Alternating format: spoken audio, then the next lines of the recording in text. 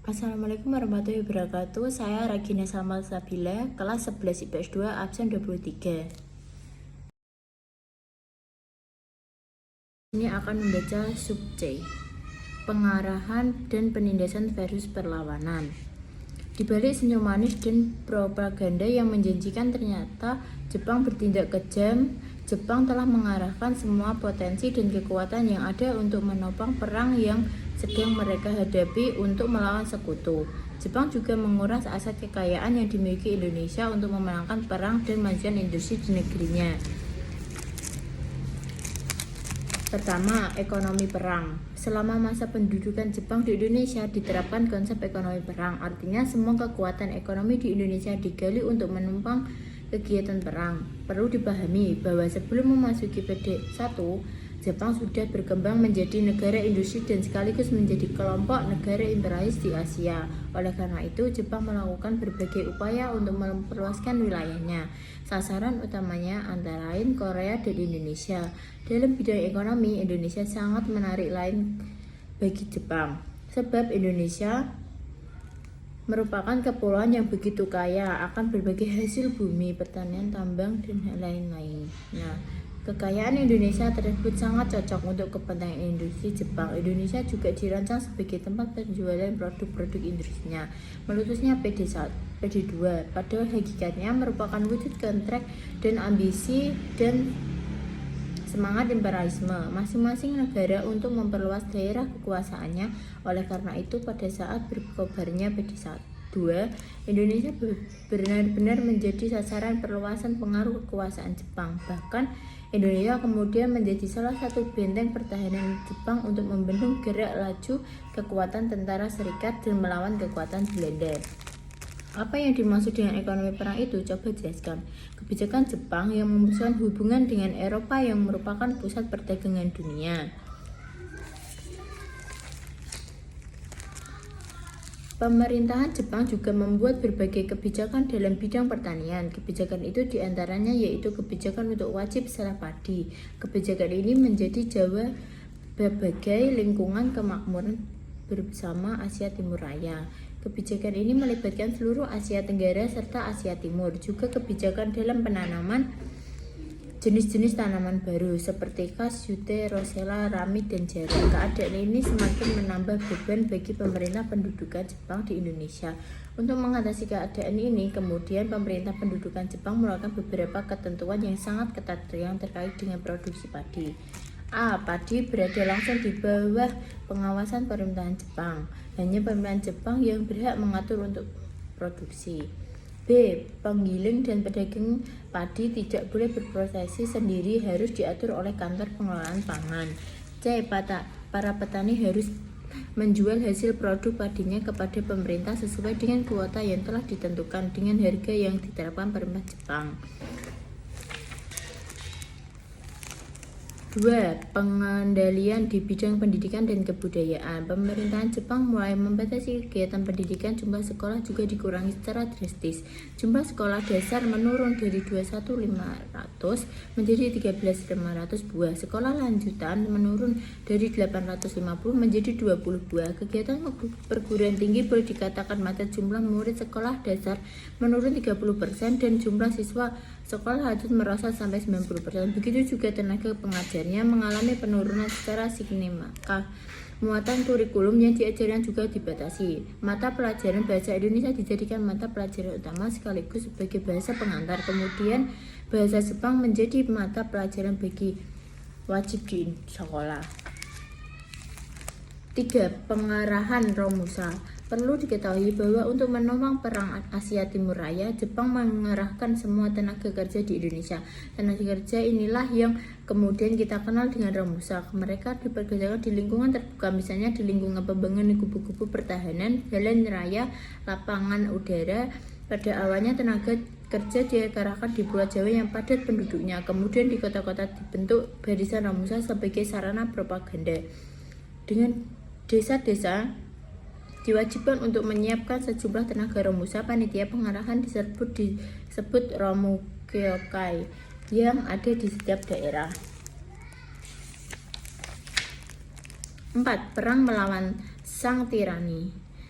Jepang yang mula-mula disambut dengan senang hati kemudian berubah menjadi kebencian. Rakyat bahkan lebih benci pada pemerintahan Jepang daripada pemerintahan kolonial Belanda.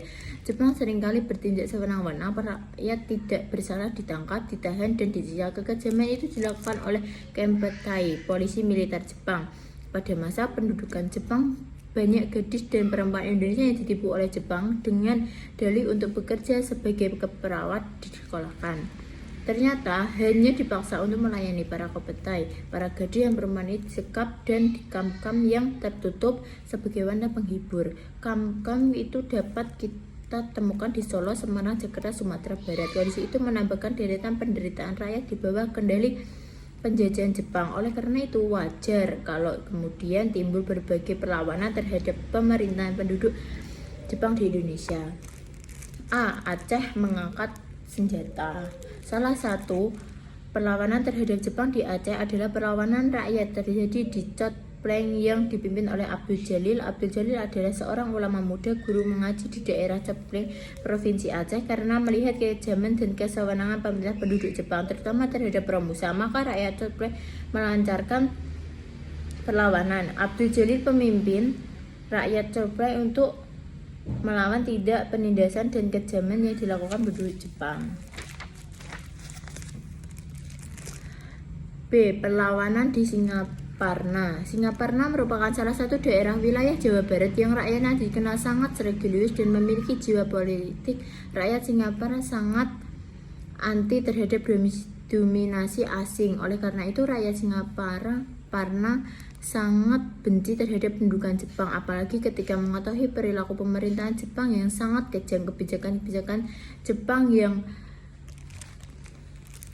diterapkan dalam kehidupan masyarakat banyak yang tidak sesuai dengan ajaran Islam, ajaran yang banyak dianut oleh masyarakat Singaparna. Atas dasar pandangan dan ajaran Islam, rakyat Singaparna melakukan perlawanan terhadap pemerintahan Jepang. Perlawanan itu juga dilatar belakangi oleh kehidupan rakyat yang semakin menderita.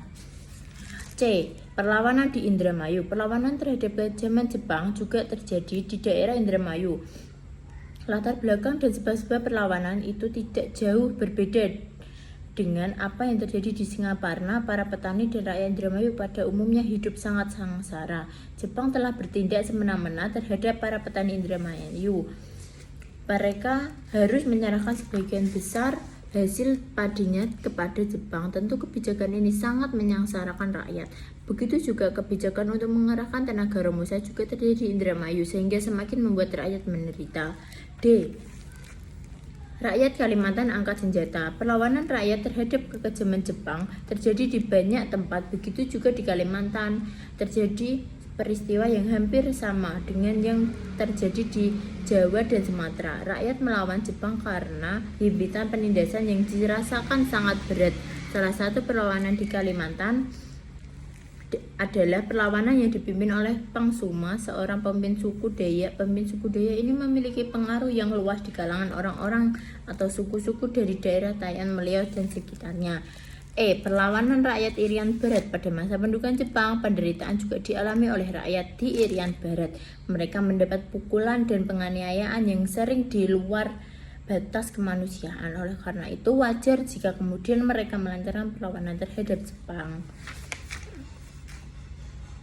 F. Peta di Blitar diangkat senjata. Pada masa pendudukan Jepang, penderitaan rakyat sangat berat. Tidak ada sedikit pun dari pemerintahan penduduk Jepang yang memikirkan kehidupan rakyat. Yang perintahnya yang ada pada benak Jepang adalah memenangkan perang dan upaya mempertahankan Indonesia dari serangan sekutu. Namun justru rakyat yang dikorbankan rakyat menjadi semakin menderita. Penderitaan demi penderitaan ini mulai terlintas di benak Supriyadi, seorang sodeko peta. Tumbuhlah semangat dan kesadaran nasional sehingga timbul rencana untuk melakukan perlawanan terhadap Jepang.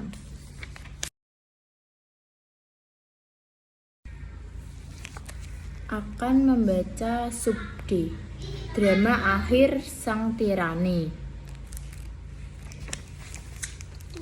1. Akibat pendudukan Jepang di Indonesia. Pendudukan Jepang di Indonesia membawa dampak pada kehidupan masyarakat Indonesia, baik di bidang politik, ekonomi, sosial, budaya, pendidikan, maupun di bidang birokrasi dan militer.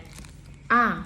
Bidang politik. Dalam bidang politik, Jepang melakukan kebijakan dengan melarang penggunaan bahasa Belanda dan mewajibkan penggunaan bahasa Jepang. Struktur pemerintahan dibuat sesuai dengan keinginan Jepang, misalnya desa dengan ku, kecamatan dengan so, kewedanan dengan gun, kota praja dengan shi, kabupaten dengan ken, dan kepresidenan dengan shu. Setiap upacara bendera dilakukan penghormatan ke arah Tokyo dengan membungkukkan badan 90 derajat yang ditunjukkan pada Kaisar Jepang Tennohei-ka. B. Keadaan sosial, budaya, dan ekonomi.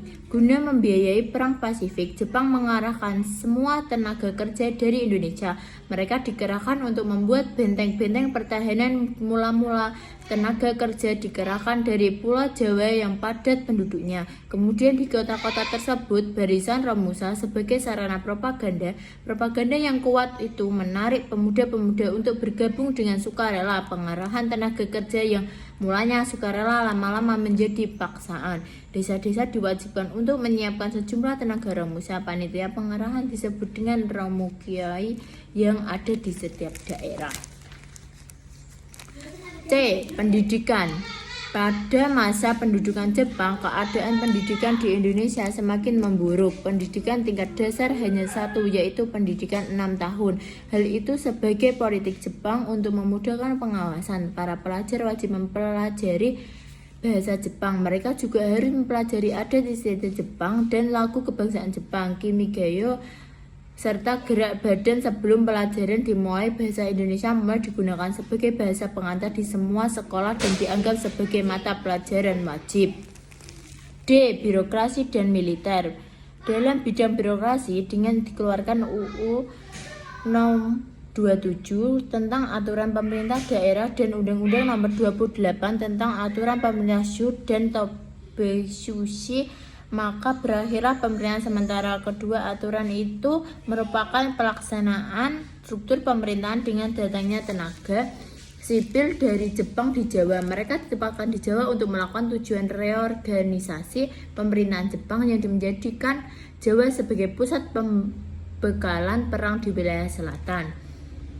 2. Janji kemerdekaan. Pada tahun 1944, Jepang terdesak Angkatan Laut Amerika Serikat berhasil merebut kedudukan penting Kepulauan Mariana, sehingga jalan menuju Jepang semakin terbuka. Jenderal Hideki Tojo pun kemudian digantikan oleh Jenderal Koniaki Kaiso sebagai Perdana Menteri Angkatan Udara. Sekutu di Morantai pun mulai mengadakan pengeboman atas kedudukan Jepang di Indonesia.